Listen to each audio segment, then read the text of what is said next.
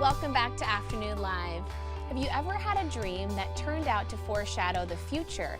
Does this mean you actually predicted the future, or was that just a coincidence? Joining us now with some answers that may surprise you, we welcome back psychologist, dream expert, and author of Psychic Dreamer, Dr. Michael Lennox. Thanks for joining us today. Thank you for having me. It's great to see you again. It's fun to talk about kind of this dream world with you because it seems a little woo-woo at times, but you always bring us back to reality because it's part of our brains that we're just accessing when our bodies are asleep. That is absolutely right. There's lots of science behind what is happening in the dream state, and it's not just the woo-woo stuff. Both are present. Okay, so on a certain level, we are all intuitive, and we can tap into that more, maybe if we practice sort of this lucid dreaming. Well, the idea that we are all intuitive is the sort of where we have to start, because it is accurate that all of us have an ability to synthesize information from stuff that's in the room that may not be overt.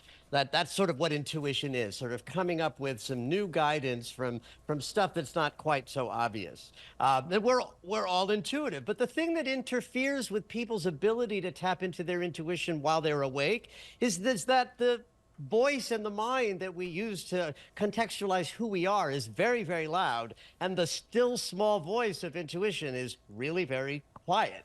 And so it's difficult for people to hear that intuitive voice without some form of practicing.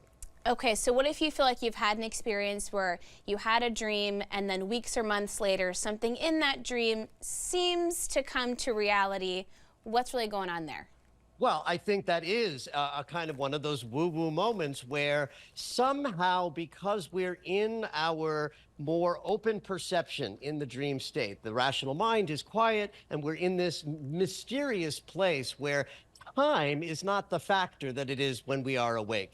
And very often people will have dreams that hint at things that are not yet arrived in time, but will show up several days or a week or so later. This is a phenomenon, I think, that happens more frequently than people know. But if you're not paying attention to your dreams and writing them down, how will you know if you're dreaming of something that comes to pass a week later? So that's the start for practicing this, is to make sure that you are recording your dream experience. Are there certain people who just don't remember dreams? Because I feel like I don't remember my dreams very often, but every once in a while something will be pretty clear as I'm waking up. I think that remembering dreams is a little bit like sense of direction. Everybody can sort of remember where they're going, but some people are a little more skilled at it. It's a wiring thing. We're not really sure why the brain in some people sort of keeps the window of perception open longer. While we're in the dream state, we're having deeply powerful visual experiences, but not with the same place in the brain that processes what we're seeing through our eyes. Dream imagery is a function of many parts of the brain, all activated in a kind of an unusual REM sleep sort of way.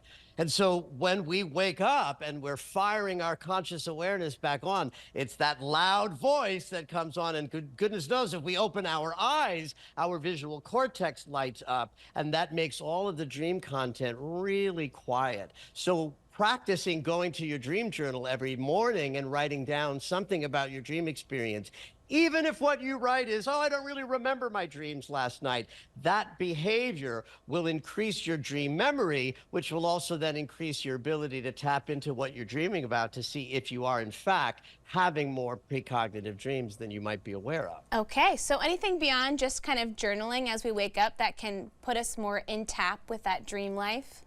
I think that making an approach to sleep a little bit more sacred, I think, is helpful to honoring the part of dream and dream experience that is sort of like woo-woo. From a scientific perspective, they will tell you that the more relaxed you are before bed, the less screen time you have, and the more you sort of like relax your environment as you approach bed is valuable for deep and better sleep. And of course, deep and better sleep is good for having richer dream experiences. I call this sleep hygiene. And I do think that when we approach our bedtime in a kind of sacred way where we're saying, all right, I'm in an expectancy that my unconscious is going to open up and give me all sorts of mystical experiences while I'm sleeping. You're more likely to have the mystical kinds of dreams that sometimes happen when we're sleeping. Lots of benefits to sleep hygiene, and a more active dream life could just be one of them. Thank you so much. It was great to see you. Thanks for having me. It's always a pleasure. And we'll have more on our website at katu.com. We'll be right back with more Afternoon Live right after this.